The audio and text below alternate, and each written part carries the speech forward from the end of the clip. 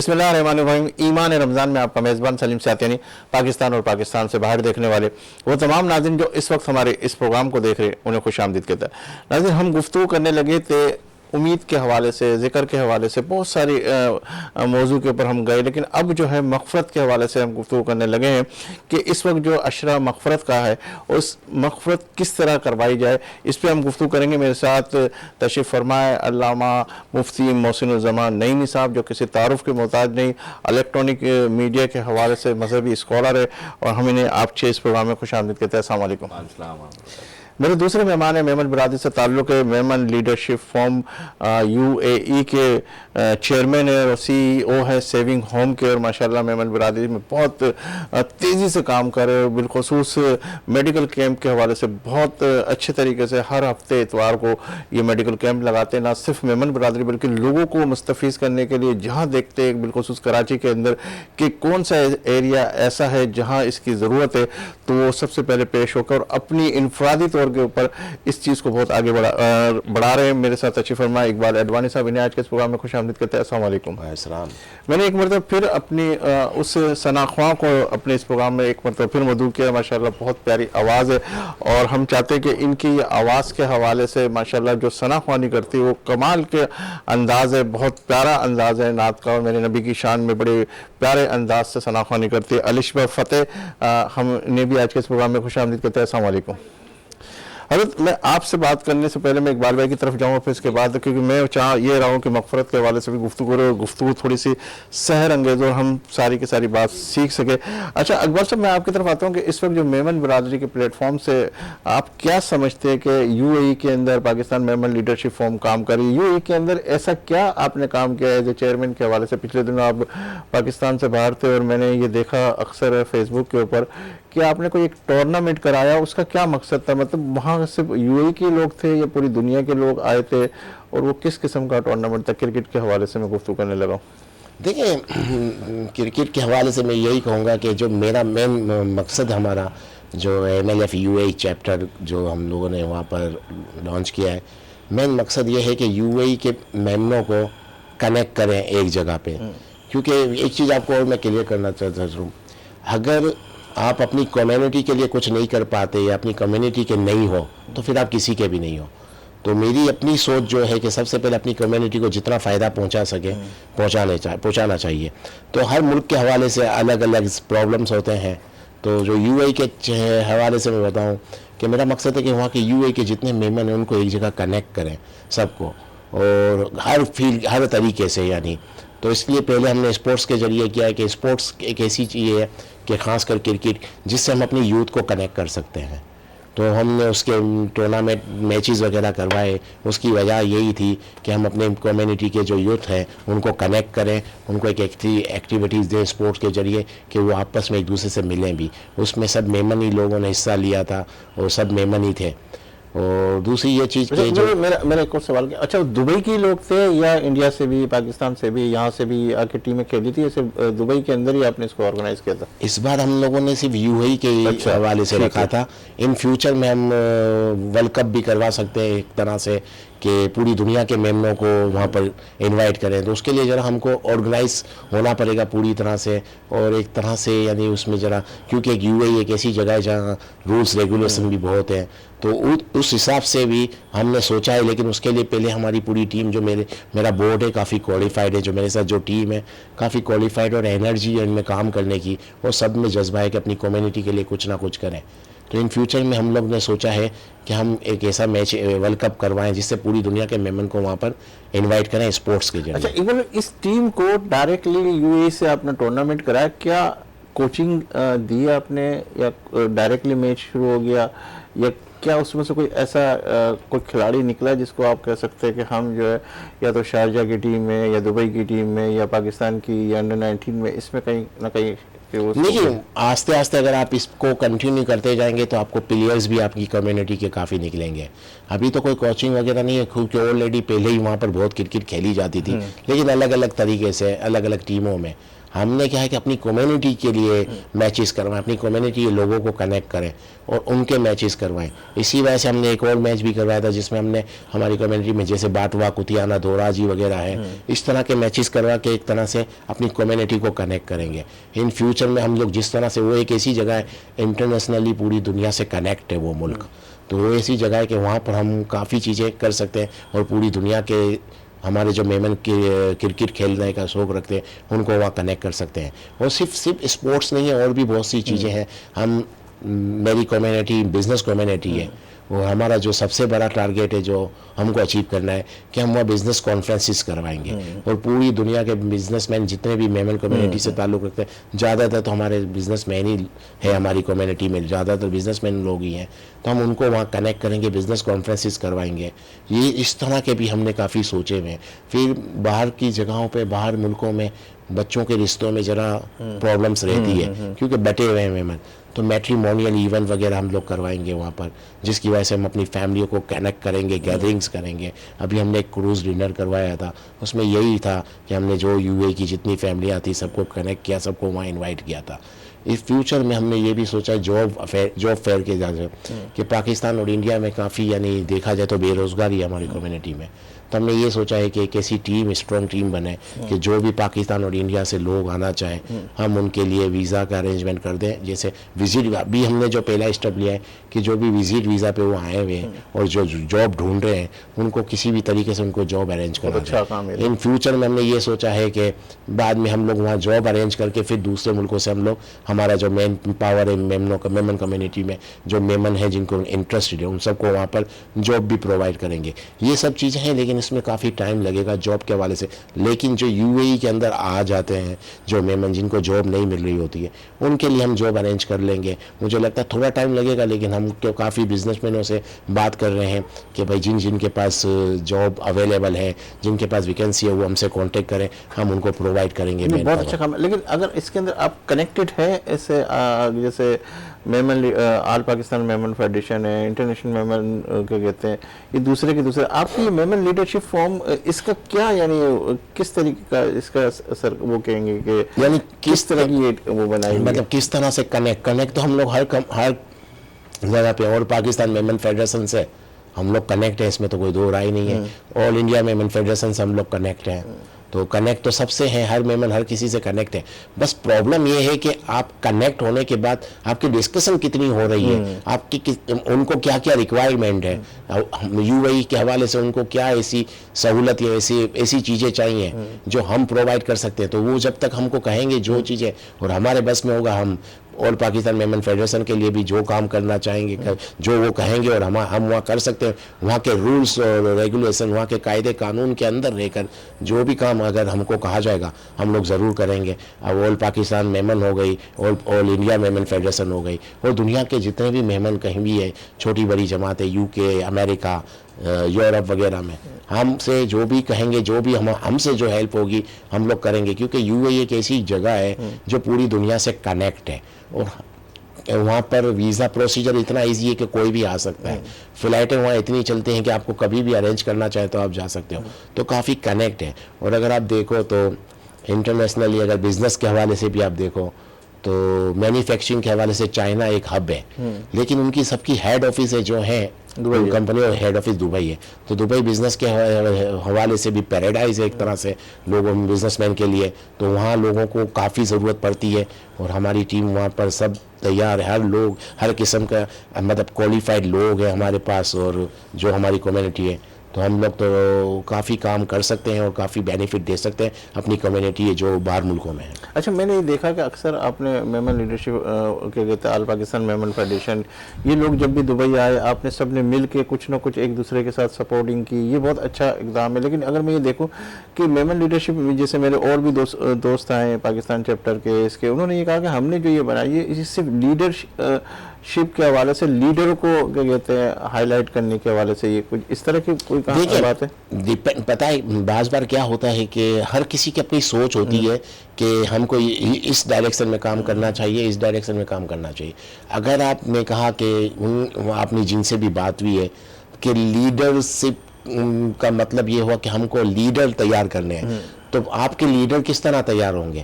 Leader آپ نے تو ایک بات کہی تھی کہ لیڈر کو تیار کرنے، اوکے لیڈر کس طرح کا تیار ہوگا؟ لیڈر تو کام کر کے ہی تیار ہوگا نا. لیڈر کا مطلب یہ ہوا کہ وہ ویلفیئر کے بھی کام کرے گا، فلاحی کام بھی کرے گا، لوگوں کو کنیکٹ کرے گا، لوگوں کے ساتھ رہے گا، لوگوں کو مل کے رہے گا. جو لیڈر کا مطلب یہی ہوتا ہے، لیڈر اس کو کہتے ہیں جو اپنا گول اور اپنی ٹیم کے گول کو کنیکٹ کرے، جوائنٹ کر لیں.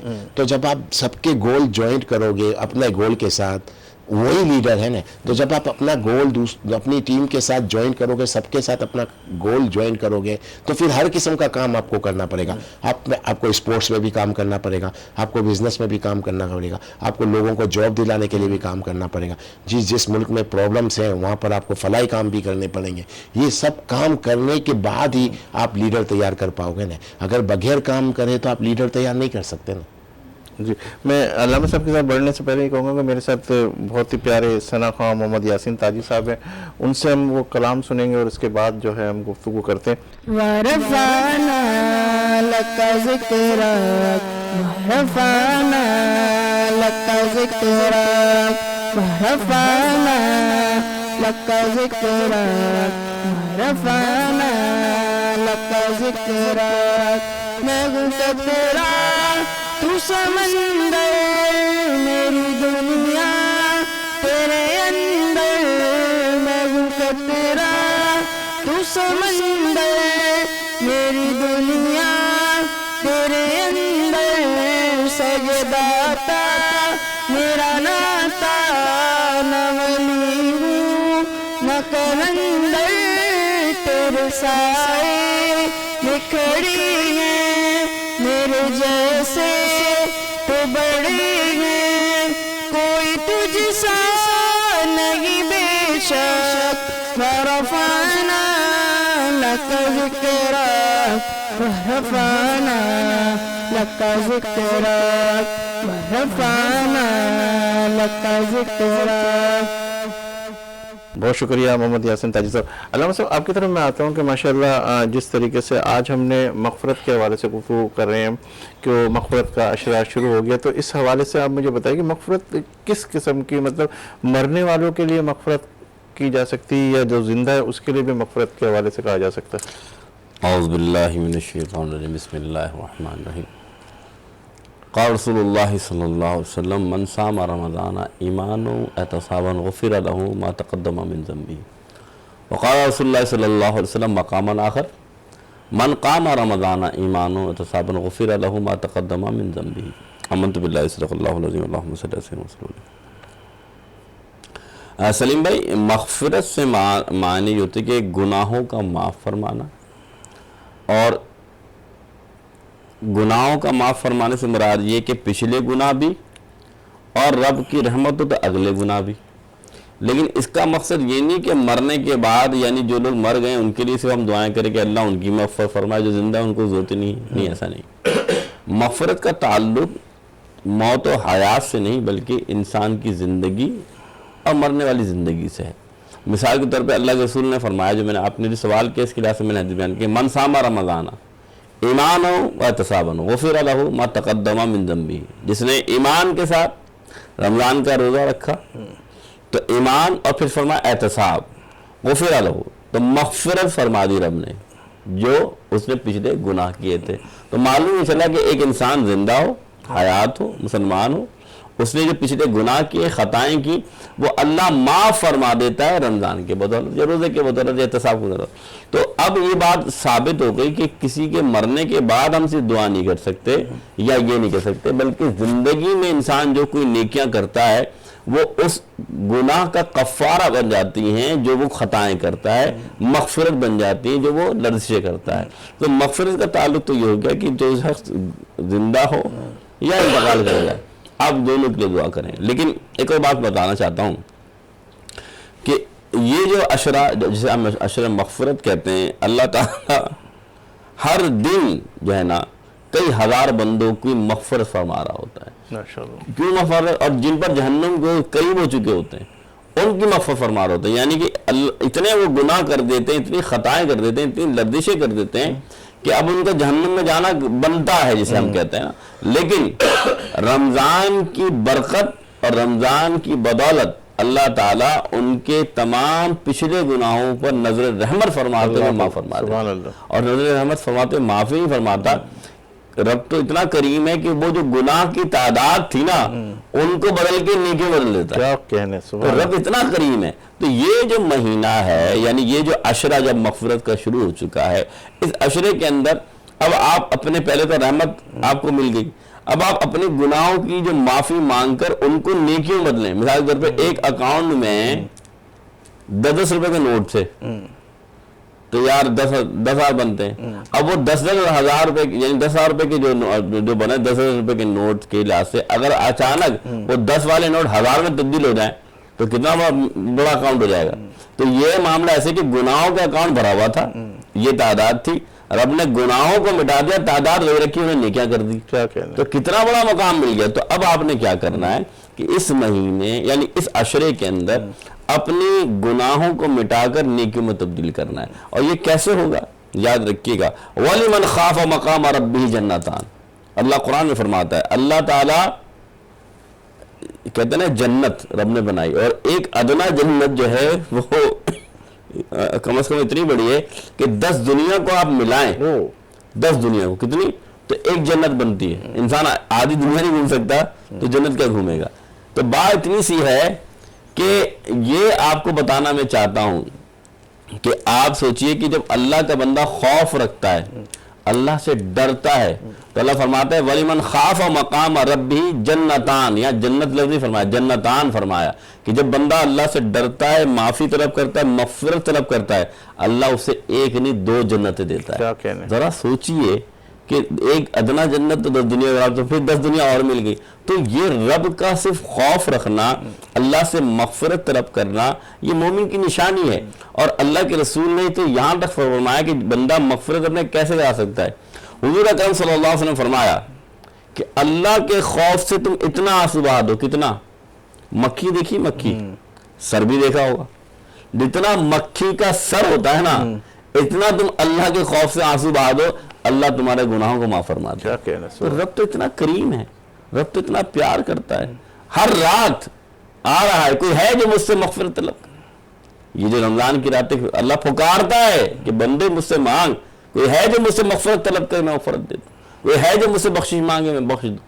تو صرف ساما نہیں فرمایا کہ صرف روزہ نہیں رکھنا, بلکہ فرمایا من قاما, کہ تم نے روزے بھی رکھے اور تھوڑا قیام بھی کر لیا. تو قیام کا مقام بھی ہے کہ تمہارے قیام تم نے کیا, میں قیام کے صدقے بھی تمہیں تمہارے گناہوں کو معاف فرما دیا. تو معلوم یہ چلا کہ اللہ کے رسول صلی اللہ علیہ وسلم ہمیں بتا رہے ہیں کہ مغفرت کا دروازہ یہ جو عشرہ ہے جتنا ہو سکے رب سے مانگو. اور مثال کے طور پہ ہم اپنے جہاں کام کرتے ہیں مالک کی حیثیت دیکھتے ہیں, یا اس سے اتنا مانگوں گا تو یہ شاید اتنا دے دے گا. رب تو تمام مالکوں کا مالک ہے, تو رب سے ایسے مانگو جیسا رب ہے. تو جب رب سے ویسے مانگو گے نا تو وہ کریم ہے, وہ اس کے ہاں کوئی کمی نہیں. لیکن ہم سمجھتے رب کو مالک ہی نہیں. میں سب سچ بتاؤں, جس نے کائنات بنائی وہ کون ہے, الحمدللہ رب العالمین. رب کہتے ہیں کس کو, پالنے والے کو. وہ ایک عالم کو نہیں پال رہا, وہ عالمین کو پال رہا ہے. تو جو عالمین کو پالنے والا وہ تمہارے کو نہیں پالے گا, وہ تمہیں بھی پال رہا ہے. لیکن تم نے مانگا اپنے ظرف کے لحاظ سے, تو مانگو اس کے ظرف کے لحاظ سے, اور وہ تو قادر مطلق ہے. تو مالک ہو تو صحیح, مالک مانگو تو صحیح, مالک مانو تو صحیح. تو جب آپ رب کو ایسے مانیں گے نا تو اللہ تعالیٰ, پھر مثال دیتا ہوں, بنی اسرائیل میں ایک شخص تھا, بیان کر سکتے ہیں؟ ہاں بالکل حضرت. اس نے 99 قتل کی. کتنے؟ 99. ایک انسان کا قتل پوری انسانیت کا قتل ہے. اللہ کے فرماتا ہے 99 قتل کر لیے. یہ حدیث سنیے گا, بڑی مستند حدیث ہے. تو خیال ہے یار قتل کر لیا, اللہ سے معافی مانگ لیتا ہوں. گیا ایک عالم کے پاس کہ کیا اللہ میرے گناہ معاف فرما دے گا, مغفرت ہو جائے گی؟ تو انہوں نے کہا نہیں, 99 بندوں کو قتل کیا, کیوں ہوگی مغفرت, تو بہت گناہ گار ہے, خطا کار ہے. وہ جلال میں اس نے عالم صاحب کو قتل کر دیا. بیچارے عالم صاحب بھی گئے تو 100 قتل پورے کر لیے, سنچری پوری ہو گئی. پھر ایک دن بیٹا خیال ہے یار ہو سکتا ہے اللہ معاف فرماتا. پھر ایک اور بڑے عالم کے پاس گیا, بڑے متقی. انہوں نے کہا, ان سے کہا حضرت کیا میرے گناہ معاف ہو جائیں گے؟ انہوں نے کیا 100 قتل کیے. اس کا مطلب یہ بھی نہیں کہ آپ قتل کرنا شروع کر دیں، لیکن اللہ کی مغفرت کے مطابق کہ اللہ کتنا غفور ہے، غفور رحیم ہے. تو اب اللہ نے جب اللہ کے اس بندے نے یہ بات بیان فرمائی تو علامہ صاحب نے فرمایا کہ ٹھیک ہے تم ایک کام کرو، قریۃ السہل جسے یہ حدیث میں آتا ہے کہ نیک لوگوں کی بستی میں چلے جاؤ اور ان کے ساتھ بیٹھ کر اللہ سے معافی مانگو تو اللہ تمہارے گناہوں کو معاف فرما دے گا.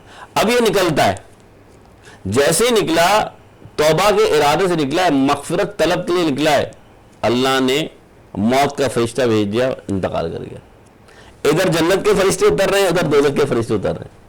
دونوں کہہ رہے ہیں کہ ایک کہہ رہے ہیں ہم لے کے جائیں گے، کیوں 100 قتل کیے، دوسرا کہہ رہے ہیں نہیں توبہ کے لیے راہ سے نکلے ہم لے کے جائیں گے. یہ مستند حدیث بیان کر رہا ہوں. اب آپ سوچئے کہ اتنے میں رب کتنا کریم ہے کہ بندے کی مغفرت کیسے کرتا ہے. میرے رب نے کیا کیا، میرے رب نے ایک اور فرشتہ بھیجا اور کہا جاؤ ان دونوں فرشتوں کو کہہ دو کہ زمینوں کو ناپ لیں، جس طرف جا رہا اگر وہاں یہ قریب ہے تو وہ لے جائیں جو جنت والے ہیں، اور اگر یہ تمہارے قریب ہے تو دوزخ والے لے جائیں. اب اللہ کتنا کریم ہے یہ دیکھیں، میرا رب اتنا کریم ہے، زمین کو کہہ دیا ہے زمین تو سمٹ جا اس جانب سے جس جانب یہ دوزخ کے قریب نہ ہو جائے، اور اے زمین اس طرف ہو جا جو جنت والے ہیں جو نیک کار ہیں. یہ فرشتے ناپ رہے ہیں. رب اتنی محبت کرتا ہے اپنے بندے سے، فرشتوں کو ناپنے پہ لگا دیا. کس ناپنے پہ؟ کہ زمینوں کو ناپ دو، اس لیے کہ میرا بندہ مغفرت طلب کے لیے آیا تھا. تو رب تو ایسے معافی دیتا ہے، تو جنتی لے گئے. تو معلوم کیا چلا، اللہ تو بخشش کے بہانے ہمیں دے رہا ہے، کبھی رمضان دے کر، کبھی شوال دے کر، کبھی رجب دے کر. لیکن بات اتنی سی کہ اللہ تو موت سے پہلے رحمت دیتا ہی رہتا ہے، مغفرت کرتا ہی رہتا ہے. یہ آپ کا ہمارا کام ہے کہ ہم مغفرت طلب کرنے والے بنے ہی نہیں بنے. اقبال صاحب آپ کی طرف آتا ہوں کہ جس طرح علامہ صاحب بات کرے تو بڑی اچھے طریقے سے ہمیں سمجھانے کی بھی کوشش کرتے ہیں. اگر اچھا میں آپ سے یہ کہوں کہ ماشاءاللہ جس طریقے سے آپ لوگ میمن برادری سے تعلق رکھتے، پاکستان میں میمن برادری ایسا کیا کام کر رہی ہے کہ جس کے حوالے سے خاص طور پہ خدمت کے کام کے حوالے سے وہ اکثر یہ کہتی ہے کہ ہم جو ہے کیا کہتے ہیں اپنی برادری لیول پہ بھی کام کریں، لیکن اس کے علاوہ بھی ہم بہت سارے کام کریں. تو ایسے کیا کام کریں؟ بالخصوص اگر میں رمضان کی بات کروں یا کوئی بھی ایسا حادثہ ہوتا ہے پاکستان کے حوالے سے تو یہ برادری بہت آگے آتی ہے. اس کو کیسے دیکھ رہے ہیں؟ اس میں تو کوئی دو رائے نہیں ہے کہ پاکستان خاص کر کراچی کے اندر جو میمن کمیونٹی ہے وہ فلاحی کاموں میں بڑھ چڑھ کر حصہ لیتی ہے. سب آپ کے سامنے ہیں. اب جتنے بھی اسکول ہیں، کالج ہیں، یونیورسٹی جو ہاسپٹل وغیرہ جو بنائی ہیں تو اس میں ایسا تو ہے نہیں کہ صرف میمن لوگ ہی اس میں آ سکتے ہیں، نان میمن بھی آتے ہیں. تو مطلب کہنے کا ہر کسی کے لیے کام کیا جا رہا ہے. اور مجھے لگتا ہے جتنا فلاحی کاموں میں میمن کمیونٹی یہاں پر جو کام کر رہی ہے آپ کوئی اور نظیر نہیں ملے گی کسی اور کم. ہاں دوسری کمیونٹی بھی کر رہی ہے لیکن میمن کمیونٹی مجھے لگتا ہے جتنا کام یہاں پر فلاحی کاموں میں کراچی کے اندر کرتی ہے، جو بھی یہاں رہنے والا بندہ ہے وہ سب کو معلوم ہے. تو یہ کوئی ڈھکی چھپی بات نہیں ہے. اس میں اگر کوئی خود کر بھی رہی ہے اور دو لوگوں کے ساتھ اور مل کے بھی مدد بھی کر رہی ہے. اس سے اور آپ کو ہر جگہ نظر آئے گی میمن کمیونٹی فلاحی کاموں میں بڑھ چڑھ کر حصہ لے رہی ہے. اور اس میں تو یہ ایک ایسی بات ہے کہ اس میں کوئی یعنی ڈھکی چھپی بات نہیں ہے. تو ہر آدمی کو معلوم ہے کہ یہاں کی کمیونٹی جو یہاں میمن کمیونٹی ہے وہ کس طرح کے فلاحی کاموں میں کرتی ہے. ہر قسم کے کام میں جو بھی انسانیت کی خدمت ہے، جو بھی لوگوں کی پرابلم سالو کرنے میں میری کمیونٹی بہت آگے ہے. سب بڑھ چڑھ کے حصہ لیتے ہیں. اگر پاکستان کی بھاگ دوڑ میمن کے ہاتھ میں دے دی جائے تو کیا کرے گا میمن؟ دیکھیں یہ کوئی الگ بات ہو جاتی ہے کہ ملک کی باغ دوڑ سنبھالنا ضروری نہیں ہے کہ وہ ہر کام اچھا کر سکیں. ایسا نہیں ہوتا کہ دوسرے لوگ بھی ہیں، دوسری کمیونٹی بھی ہے جو اس میں مطلب میں نے تو دیکھا اکثر سوشل کاموں کے حوالے سے نہ صرف اپنی برادری اور بھی جتنے بھی این جی اوز ہیں اس کو بھی فیڈ بیک دینا، اس کے ساتھ بھی کھڑے رہنا. تو پاکستان میں اگر میمن برادری کو اس پلیٹ فارم پہ لایا جائے تو وہ تو سب کو لے کے چلیں گے میرا خیال ہے. ہاں آنا چاہیے لیکن وہ یہ اس کا ایک پروسیجر ہے. دیکھیں پاکستان کچھ بھی ہو ایک ڈیموکریٹک کنٹری ہے جہاں ڈیموکریسی ہے. یہ ڈائریکٹ تو آپ نہیں دے سکتے ان کو.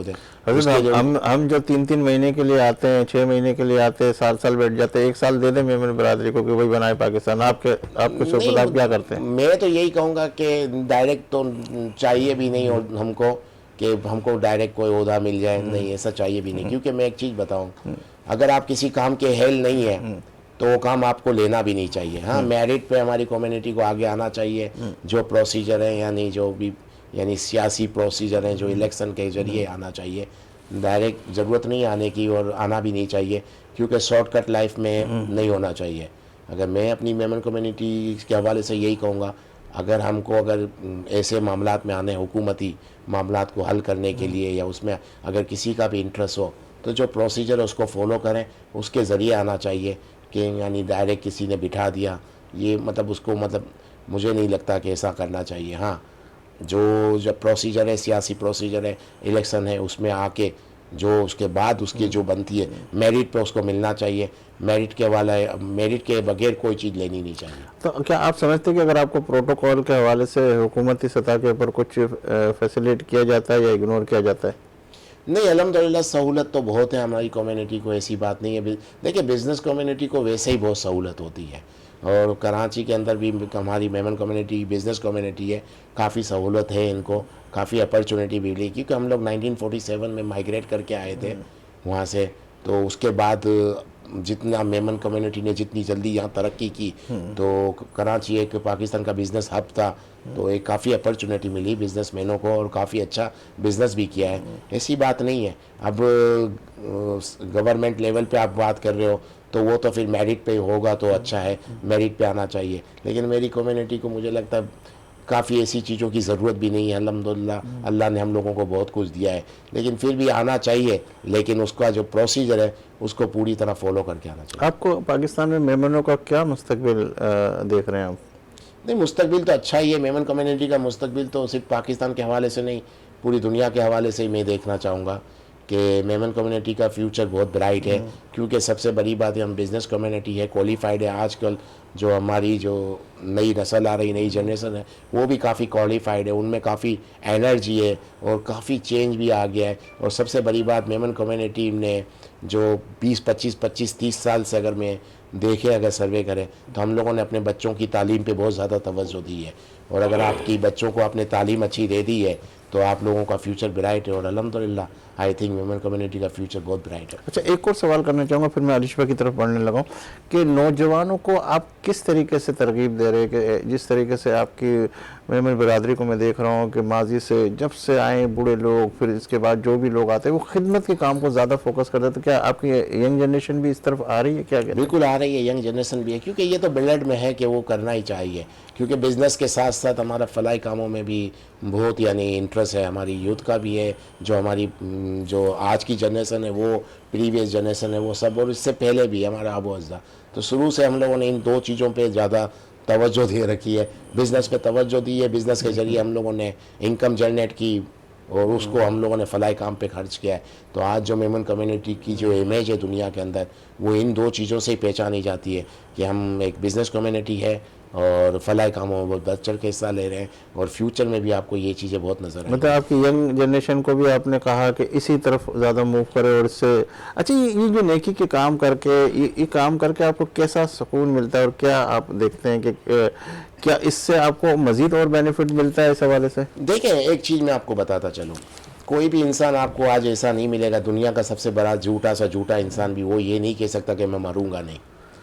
تو جب ایک سچائی ہے کہ مرنا ہی ہے، تو پھر مرنے کے بعد کا بندوبست کیا ہے؟ تو میری کمیونٹی کی یہ سوچ ہے کہ مرنے کے بعد کا بندوبست وہ کر رہے ہیں، تو یہی مہینے کے بعد کا بندوبست یہی ہے کہ آپ اپنی لوگوں کو فائدہ پہنچائیں، کیونکہ ہمارے پاس اللہ نے اتنا پیسہ دیا ہے کہ اگر مرنا تو ہر کسی کو ہے، اور جب مرنا ہی ہے تو پھر مرنے کے بعد کا بندوبست کیا ہے؟ جو بھی ہمارے جو بھی کر رہے ہیں فلاحی کاموں کے حوالے سے جو کہہ رہے ہیں، وہ ایک طرح سے اپنے مرنے کا بعد کا بندوبست کر رہے ہیں، تو اپنے مرنے کے بعد کا بندوبست کر رہے ہیں، تو اچھا ہی کام ہے یہ، اس سے کیا آپ کہہ سکتے ہیں۔ بہت شکریہ۔ بولے اچھا، میں محمد یاسین تاجی ہمارے ساتھ بہت پیارے ثناء موجود ہیں یہاں، میں ان سے کہوں گا کہ آپ کون سا کلام پیش کریں۔ محمد یاسین تاجی صاحب پلیز کون سا کلام پیش کریں؟ تیرے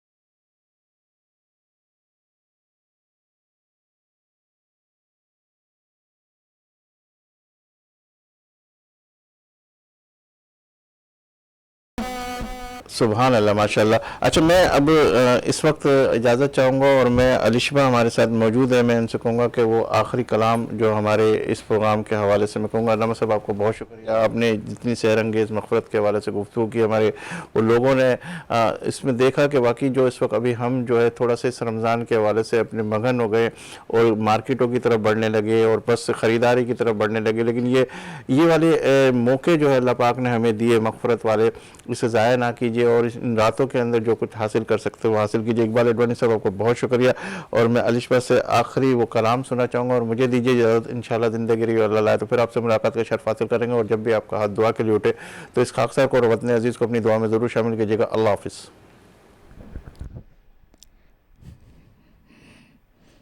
मदीना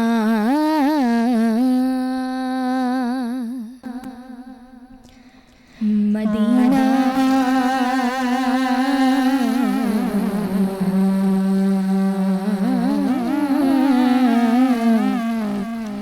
मदीना मरकज़े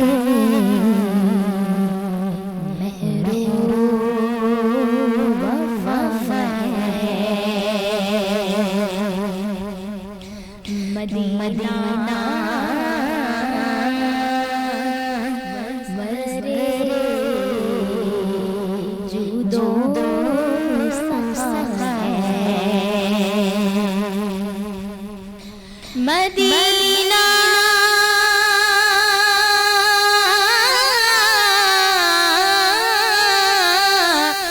हुस्न फितरत का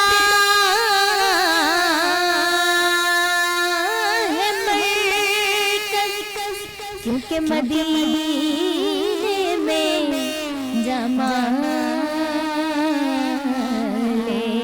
मुस्तफा है। मेरी उल्फत मदीने से रही, मेरे आका का रौज़ा मदीने में है। मैं मदीने की जानिब ना कैसे खींचूं मेरा दीन और दुनिया मदीने में है।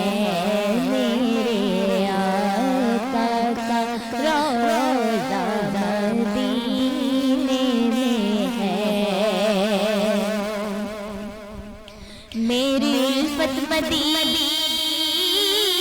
से यूं ही नहीं, मेरे आका का रोज़ा मदीने में है।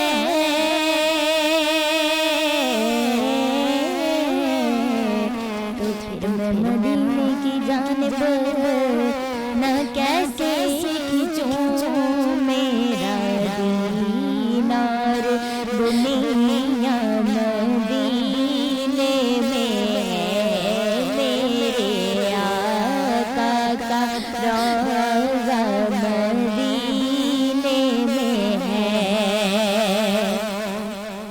कि तारों को चमक नूरे नगीने से मिली है और फूलों को महक उनके पसीने से मिली है। कि फैज़ान हमारे लिए सब कुछ है मदीना, अरे हमको तो हर एक चीज मदीने से मिली है। मेरे आका का रौज़ा मदीने में है। मेरे आका का रौज़ा मदीने में है। अर्श आज़म से जिसकी बड़ी शान है, रोज़ाए मुस्तफ़ा जिसकी पहचान है, जिसका हम पल्ला कोई मोहल्ला नहीं, एक ऐसा मोहल्ला मदीने में है, मेरे आका का रोज़ा मदीने में है। मेरी उल्फत मदीने से सही नहीं, मेरे आका का रोज़ा मदीने में है।